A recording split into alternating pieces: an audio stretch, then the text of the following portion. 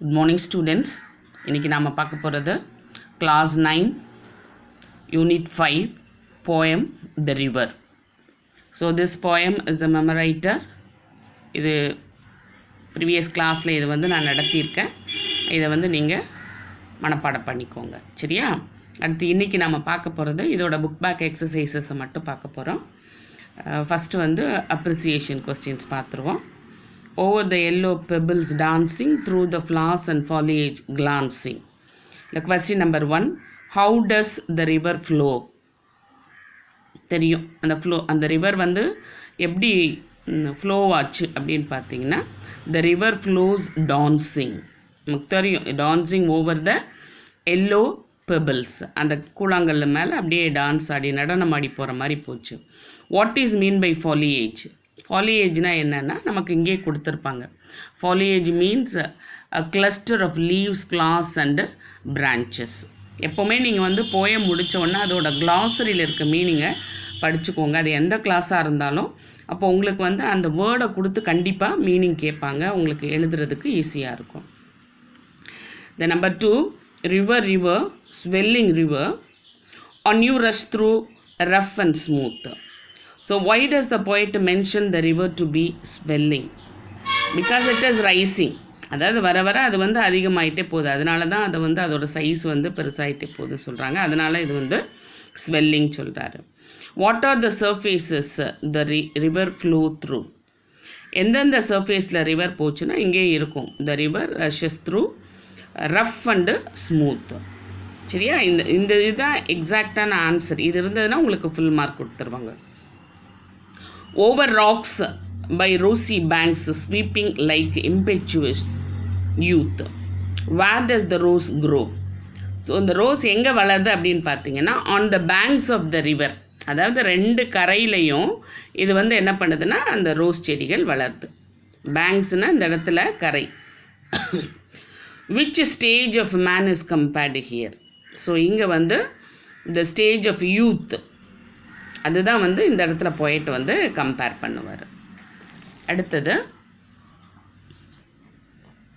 broad and deep and still as time seeming still yet still in motion. What is broad and deep? எது ரொம்ப பெருசாக விரிஞ்சு ததும்பி ஆழமாக போயிட்டுருக்குன்னு கேட்டாங்கன்னா அந்த ரிவர் தான். சரியா? இஸ் த டைம் ஸ்டில் காலம் அசையாமல் நிற்கிதா அப்படின்னா கிடையாது. அசையாமல் நிற்கிற மாதிரி தெரியும். பட் ஆனால் இது வந்து மூவ் ஆகிட்டே இருக்கும். சரியா? No, the time is not still. அடுத்து tending onward to the ocean just like mortal prime. Where is the river flowing to? எங்கே போய் முடியுது? The river is flowing to the ocean. What does the poet mean by mortal prime? Mortal prime அப்படிங்கிறது best age of his life. அதாவது பிரதானமான ஆண்டுகள், பிரதானமான பகுதி, ஒருத்தர் வாழ்க்கையோட பிரதானமான பகுதியை தான் வந்து மார்டல் பிரைம் சொல்லுவோம். அடுத்தது poetic devices. Anaphora is a repetition of certain words or phrase. சில வார்த்தைகளோ அல்லது ஃப்ரேஸோ ஒரு லைனோட பிகினிங்கில் அடுத்தடுத்த லைனில் வந்து ரிப்பீட் ஆயிருந்துச்சுன்னா அதை வந்து நம்ம அனஃபோரான்னு சொல்லுவோம். பாருங்கள், see that line hath, see that sail hath, see that இங்கே வந்திருக்கு இல்லையா ரெண்டு லைன்லையும். அதனால் இது வந்து என்னது? Anaphora. Then what is epithet? எபித்தட்டுங்கிறது ஜஸ்ட் அட்ஜெக்டிவ்ஸ். ஒரு அட்ஜெக்டிவ்ஸை வந்து நம்ம யூஸ் பண்ணியிருப்போம் இல்லையா, ஒரு பர்சனுக்கோ அல்லது ஒரு பொருளுக்கோ நம்ம வந்து ஒரு அட்ஜெக்டிவ் யூஸ் பண்ணி மென்ஷன் பண்ணியிருப்போம். அதைத்தான் வந்து என்ன சொல்லுவோம்? எபித்தட்டு. இப்போ இங்கே பாருங்கள், லிட்டில் ரிவர், த லிட்டில். அதே மாதிரி brimming river, headlong river, swelling river. இது எல்லாமே வந்து என்னென்னா எபித்தட்டில் வரும். இமேஜரி அப்படிங்கிறது வந்து என்னென்னா ஒரு போயத்தை நம்ம படிச்சுட்டே வரும்போது நம்மளோட 5 சென்சஸ் இருக்கு இல்லையா, sight, hearing, touch, taste, smell. இந்த ஏதாவது ஒரு சென்ஸை வந்து டேப் பண்ணுறது, ஸ்பார்க் பண்ணுறது, அதைத்தான் வந்து நம்ம என்ன சொல்லுவோம்னா இமேஜரி. ஸோ இந்த போயத்தில் அவர் சொல்லுவார் எல்லோ பெபிள்ஸ் அப்படின்னு சொல்லுவார். அது கலர். அந்த கலர் நம்மளோட சைட்டை வந்து என்ன பண்ணுவோம்னா ஸ்பார்க் பண்ணும். சரியா? இந்த மாதிரி இருக்கிறது வந்து இமேஜரின்னு சொல்லுவோம். அடுத்தது இங்கே பாருங்கள், இல்லை பொயட்டிக் டிவைஸில் bright you sparkle on your way over the yellow pebbles dancing through the flowers and foliage glancing like a child at play. இதில் வந்து ரைமிங் வேர்ட்ஸ். இந்த லாஸ்ட் வேர்டை பாருங்கள், வே, டான்சிங், கிளான்சிங், ப்ளே. இப்போ வே, ப்ளே இது ரெண்டும் ரைமிங் வேர்டு. அதே மாதிரி டான்சிங், கிளான்சிங் இது ரெண்டும் ரைமிங் வேர்டு. ஸோ இதில் வந்து ரைம் ஸ்கீம் கேட்டிருக்காங்க. Mention the rhyme scheme of the poem. இது நான் ஃபஸ்ட்டு போயத்திலே உங்களுக்கு ஸ்டாப்பிங் பை வுட்ஸ்லேயே நடத்தியிருக்கேன். பாருங்கள், ஃபஸ்ட்டு இந்த லாஸ்ட் வேர்டு வேக்கு ஏ கொடுத்துருவோம். அடுத்தது டான்சிங் பி கொடுத்துருவோம். தென் கிளான்சிங் அதுக்கும் பி கொடுப்போம், ஏன்னா டான்சிங்கும் கிளான்சிங்கும் ரைம் ஆகுது. அடுத்தது ப்ளே வந்து வேயோட ரைம் ஆகுது, அப்போ இதுக்கு இங்கே ஏ கொடுத்துருவோம். அப்போ இதோட ரைம் ஸ்கீம் ஏபிபிஏ தான் இதோட ரைம் ஸ்கீம். அடுத்தது through the flowers and foliage glancing like a child at play mention the figure of speech. இப்போ ஃபிகர் ஆஃப் ஸ்பீச் வந்து என்னதான் இந்த இடத்துல வந்து அந்த ரிவரை வந்து சைல்டுக்கு கம்பேர் பண்ணியிருக்காங்க. அப்படி கம்பேர் பண்ணும்போது லைக் அப்படிங்கிற வார்த்தையை யூஸ் பண்ணியிருக்காங்க. அப்போது ரெண்டு இதை கம்பேர் பண்ணும்போது லைக் ஆஸ் அப்படிங்கிற வார்த்தையை வச்சு கம்பேர் பண்ணாவே அதை வந்து நம்ம என்ன சொல்லுவோம்னா சிமிலின்னு சொல்லுவோம். ஸோ இதுவே வந்து நமக்கு 2-3 இடத்துல இருக்கும். Like impetuous youth, like mortal prime, like eternity. இந்த லைன்லாம் கொடுத்தா நீங்கள் வந்து என்ன ஃபிகர் ஆஃப் ஸ்பீச் எழுதணும்னா சிமிலின்னு எழுதணும். சரியா? அடுத்தது big out the words in alliteration from the above lines. இந்த மேலே இருக்க லைன்லேருந்து அலிட்ரேஷன் எடுக்க சொல்கிறாங்க.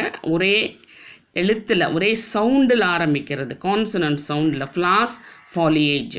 இப்போ இது வந்து என்னது நமக்கு இங்கே அலிட்ரேஷன். சரியா? ஒரே கான்சனன்ட் சவுண்டு எழுத்தில் ஆரம்பிக்கிறத வச்சுக்கோங்க. Consonant flowers, foliage. Identify other examples from the poem for alliteration. இது நீங்களே எடுத்துலாம். அந்த போயத்தில் ஒரு லைனில் ஒரே கான்சனன்ட் எழுத்தில் ஒன்றுக்கு மேற்பட்ட வார்த்தைகள் இருந்தால் அது அலிட்ரேஷன் எடுக்கணும். சரியா? அதே மாதிரி எப்பித்தெட்டு. அதில் வந்து எப்பித்தெட்னா என்ன சொன்னேன், அதாவது ஒரு அட்ஜெக்டிவ்ஸ். அதுதான் நான் ஏற்கனவே இங்கே எழுதியிருக்கேன். Brimming river, headlong river, swelling river, இது எல்லாமே.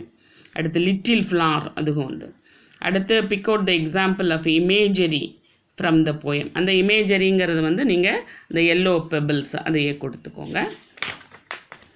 அடுத்தது இந்த பக்கம் இந்த பேராகிராஃபு நான் ஃபில்லப் பண்ணியிருக்கேன், பார்த்துக்கோங்க. In the poem river the poet compares the flow of river to different stages of human life. The first stanza explains how the sparkle river goes dancing over the yellow pebbles and glancing through the flowers and leaves. These acts of the river is compared to a curious and innocent child at play. The second stanza compares the river to a reckless youth who goes through rough and smooth patches of life. Like youth, here the river becomes louder, faster, and sweeping everything all along the way. In the third stanza, the river becomes like a hard-working man who is at the prime phase of life. Here the deep and broad river seems motionless, but it keeps moving towards the sea like a matured man who silently marches towards the goal. In the last stanza, the long journey of the river reaches the endless sea like a human life attains eternity. So இது நம்பரும் போட்டிருக்கேன், இங்கே எழுதியிருக்கேன், பார்த்துக்கோங்க. இப்போது book back exercise இந்த போயத்தோடு பின்னாடி இருக்கிறது எல்லாமே முடிஞ்சுச்சு. Thank you so much.